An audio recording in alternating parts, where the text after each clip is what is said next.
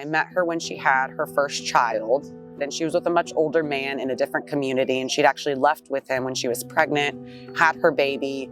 And when we were visiting La Cuchilla one day, her mom mentioned to us that she was getting severely abused. A few months later, visited again, and she had returned home. Her mom had actually gone out to the community and rescued her because she was getting word from other people that she was getting abused so severely.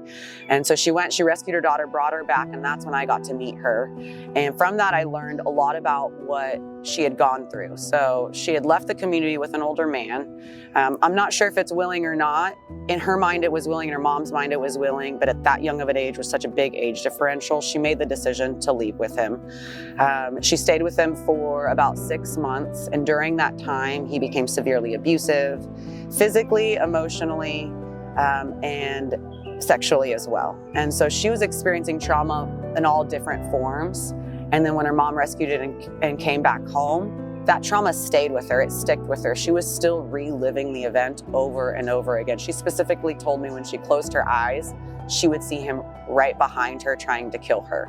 And so that's someone I think of that I met 2 years ago that had a deep traumatic event, didn't feel safe, and at this point was just reliving it out over and over and over again.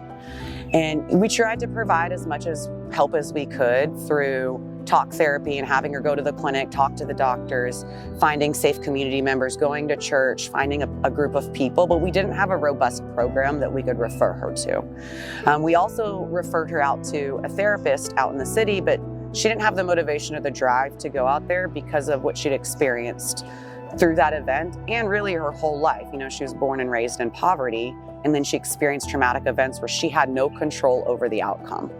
And so because of that, I've been closely following her story, getting updates from our doctor.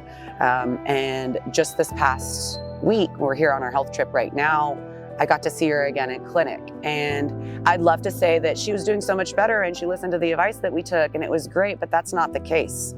Because we lack the mental health infrastructure that we need to be able to support something that's so severe like this. When I saw her in clinic today, or this past week, I almost cried because she had declined over the last 2 years. She was unable to show any kind of emotion, any kind of reaction when I talked to her. I provided her with Pampers for her baby. I gave her a few other gifts just to kind of get that soft smile, get a reaction out of her, but there was no reaction at all.